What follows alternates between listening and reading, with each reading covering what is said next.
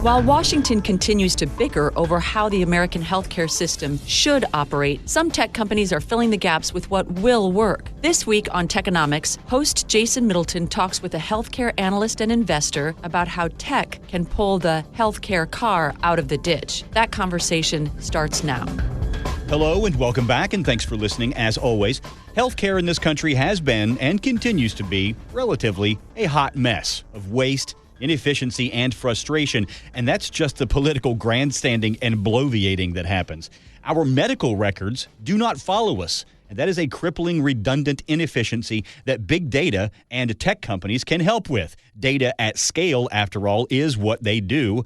This week, we talk with a health industry analyst and investor about his new book, The Big Unlock: Harnessing Data and Growing Digital Health Businesses in a Value-Based Care Era. Now, in this segment, we will get some working definitions of present-day healthcare and where it is and should be heading. They're going to place all of the data in the hands of the patient. So you have a smartphone with an Apple app on it, which allows you to aggregate and integrate the data from not just your electronic health record, which is run by your physician or your hospital, but you could also pull in genomics data from your 23andMe, for instance. You could pull in data from Medtronic, which has the device that tracks your blood glucose levels. Recently, Apple has been making good on CEO Tim Cook's claim that the company wants to be a part of our healthcare routine, from electronic health records to establishing medical clinics and offering Apple employees healthcare and test products. Here we go.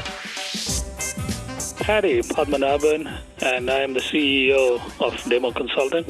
And you're the author of The Big Unlock: Harnessing Data and Growing Digital Health Businesses in a Value-Based Care Area. Let's start with a macro question, and then we'll kind of like land the plane. The healthcare industry is pretty much a hot mess. Everybody is getting into it a little bit. It's unlocking all of the data possibilities. Is that pretty much the concern of your book and your approach? Well, I approach data and the unlocking of insights from data as a gigantic opportunity for transforming healthcare. And so it's an opportunity not just for us as a society, but it's an opportunity for healthcare technology executives and for technology providers who are building these solutions and capabilities to help healthcare enterprises unlock data in their transition towards a value-based care era. And as you know, the industry is shifting from what used to be known as a fee-for-service model to what is known now as a value-based care era. Could you give us a working definition of value-based care? The traditional model for healthcare delivery and for compensation for healthcare services has been what is known as a fee-for-service model. So you go to a doctor, you do a routine visit, or you do an X-ray or an MRI or whatever. For every one of those services, the physician or the hospital would get compensated that they've negotiated with the insurance payer. In very broad terms, it's payment for volume. So there was an incentive for the entire healthcare system to increase the volumes and get paid for every service. So there used to be a lot of duplication of services. So you do the same blood test every time you visit a new physician or a specialist, or you do a new X-ray, and that's just waste. Now we are moving towards an era where hospitals, health systems are taking accountability for some degree of outcomes, but are also being compensated by way of incentives for showing improved healthcare outcomes. Improved patient engagement and reduction in costs. So that's extra money to their bottom line, and so they're motivated to improve their performance and motivated to control their costs. And now we're moving towards an era of healthcare consumerism as well, because the healthcare consumer is bearing a little more of the cost than he or she used to. So hospitals now have to market to consumers and improve the experience.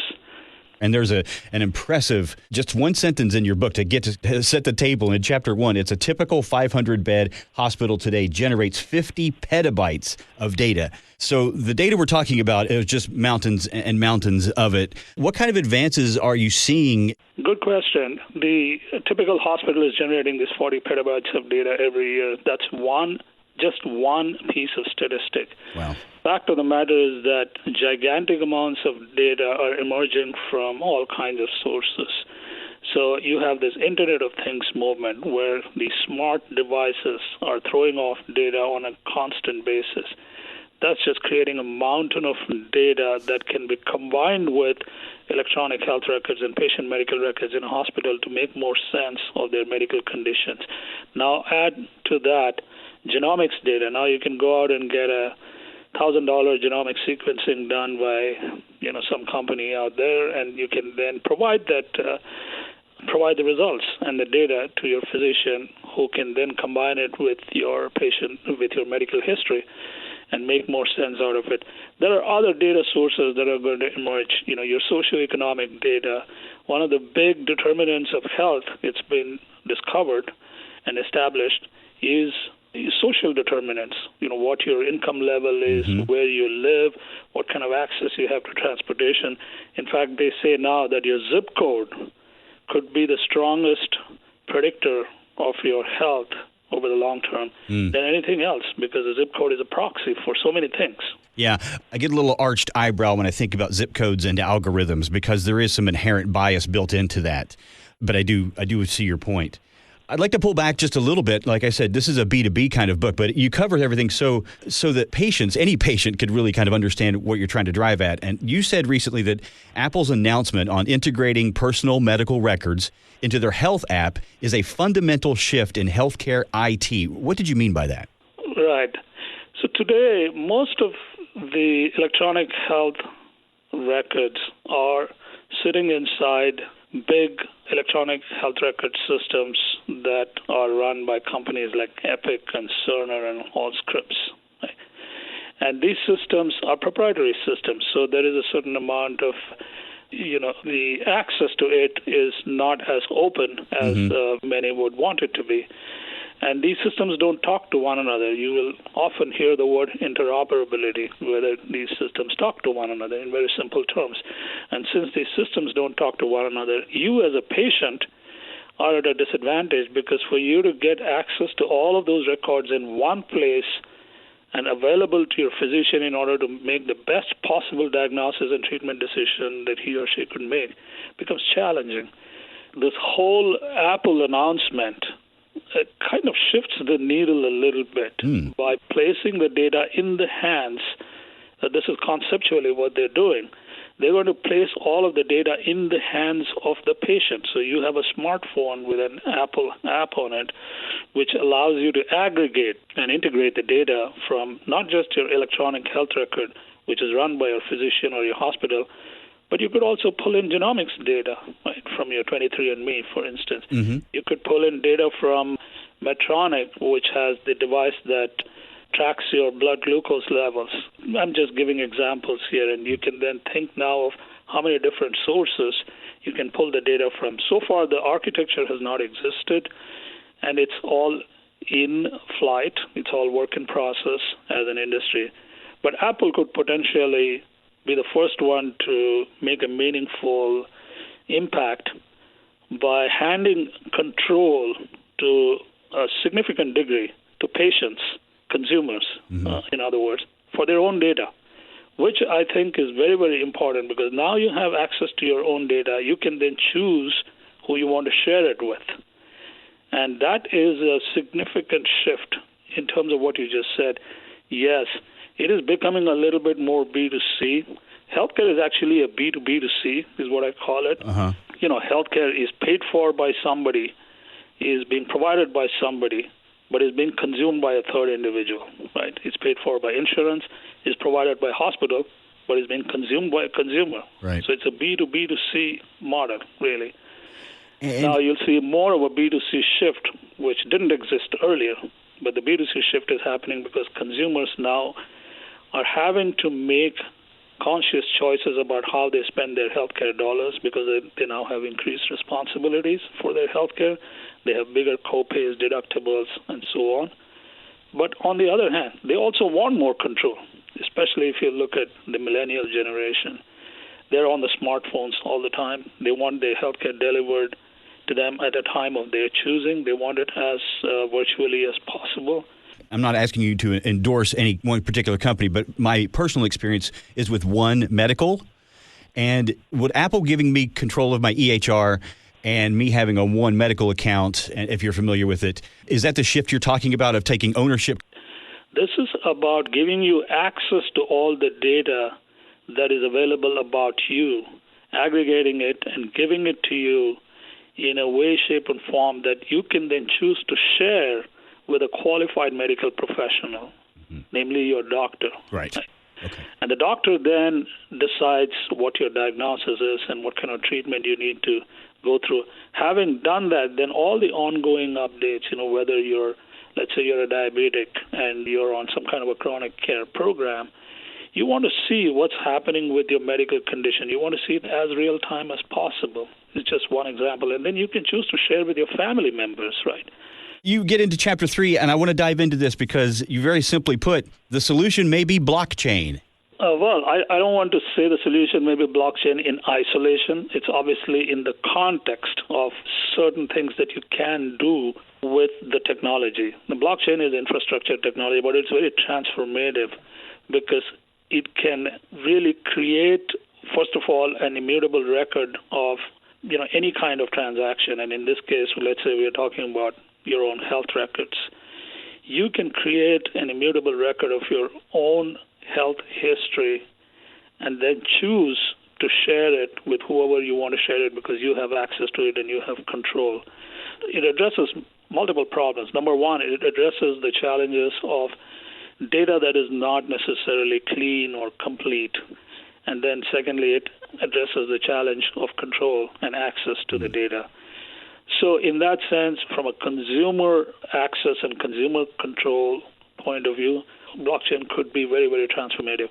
It reduces friction, therefore it reduces a lot of intermediation costs and eliminates waste, improves efficiencies, et cetera, But it's still in early stages, so we have to be a little cautious about having too many expectations around blockchain in the very near future, but it's definitely getting a lot of attention. Well, frankly, given the state of healthcare as it is, I'll take any little bit of optimism I can get, and maybe that light at the end of the tunnel is blockchain technology and not a train. We're speaking with Paddy Padmanabhan. He is the author of The Big Unlock, Harnessing Data and Growing Digital Health Businesses in a Value-Based Care Era.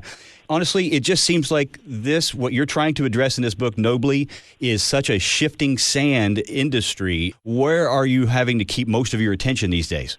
I spend a lot of time with technology companies that have a strategic focus on healthcare and with healthcare enterprises that are strategically trying to leverage data for making their digital transformation into this value-based care era. Because both need one another. Healthcare enterprises don't have the ability to do it all themselves, and they're constrained by budgets, they're constrained by their own internal capabilities and capacity. On the other hand, technology firms are coming up with a number of innovative solutions, especially the startup ecosystem in which VC spent over $10 billion last year by one estimate. More than $10 billion was invested in digital health startups. These are all companies that are coming up with innovative new solutions, and they're all leveraging data. They're all finding ways to take the data that is available, combine it in innovative ways, use emerging technologies such as artificial intelligence and cognitive computing, and presenting it to health systems in order to help them manage their populations. So today, population health management is the buzzword. It's no longer about individual patients one at a time, all the time. So you start at a population level, you stratify it down to the ones that need the most attention, and then you use advanced analytics tools to really get quickly to their medical state or condition and make decisions quickly. I'm glad you're helping to make sense of it because it's a big, hairy mess on a lot of sides. Obviously, you're right that the efficiencies are there. They just have to be, like you say, unlocked. Paddy, in that last answer, you mentioned artificial intelligence. It's something that we cover as much as we can on the show because it's touching every aspect of the economy. It has to touch healthcare at some point. To what extent are you seeing artificial intelligence playing out? Artificial intelligence, again, is an advanced analytics technology, and it is going to have a significant impact on how healthcare is delivered in future. today a lot of health systems are using AI technologies in some way, shape, or form. I will caveat that by saying first that depending on who you ask, the definition of artificial intelligence varies quite widely. Based on that, you could have different use cases and different applications for what people refer to as artificial intelligence. At one end, you can have robotic process automation, which could be used in IT operations, right? It's totally behind the scenes. It is being used today in a lot of claim processing operations, for instance, in large health insurance companies. At the other end, you have the big cognitive computing platforms like Watson Health that are sophisticated and are capable of processing vast amounts of information and making sense of them in order to augment the work of very busy clinicians, right? And doctors are already suffering from an overload of work, partly brought on by the new electronic health record systems and other kinds of documentation that they have to do. So they can use all the help they can get. So AI is one of the solutions out there to help make sense of this vast and exploding volumes of data and information. And we're not just talking about structured data, which you find in a database, but you're talking about a lot of unstructured data now. That's where the gold mine is, because 80% of healthcare data is, by many estimates, considered to be unstructured. So we are talking about text, this free text like that a doctor would type in when when having a patient encounter. It's a lot of published literature. So you have all these tons and tons of medical journals and papers that are out there. It's impossible humanly for anybody to keep track of all of them. AI technologies can make sense of all of this, distill them down, and present you with a narrow set of options for you to pursue. So you're not having to wade through gazillion bytes of data. You just focus on the ones that the technology tells you to focus on, and then you make your own decisions. So it's going to make physicians far more effective and productive in their work. It's going to totally transform the way diagnosis takes place, maybe. It's going to transform the way a lot of healthcare operations take place. We're not just talking about clinical operations. We're not just talking about diagnosis and treatment. We're talking about all the other aspects of running a health system. Administration and costs like that, right? Yeah. Efficient, effective, productive. Well, that's a rosy future. I hope we can get there. I think we will. I am optimistic by nature, so I'm a half-full kind of guy, so I am optimistic. All right. Well, thank you again, Paddy, for joining me today. Thank you, Jason. That was Paddy Padmanabhan, author of The Big Unlock, Harnessing Data and Growing Digital Health Businesses in a Value-Based Care Era. When it comes to Apple's role in our healthcare system, Paddy added this. Apple's announcement on integrating personal medical records into their health app marks a fundamental shift in the healthcare IT markets. Apple is not just in the EHR business, electronic health records, but now they are in the digital health business, end quote. Market opportunities indeed.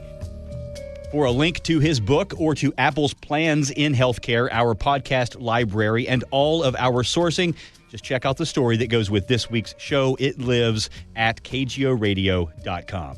Coming up after the break, we turn to China and how the millennial demographic there may dictate the tech and economic memes of the 21st century. It's an interesting moment, particularly as the United States is sort of shrinking away from the Asian region, and where every 4 years it looks like our politics might change, particularly with the tearing up of the TPP.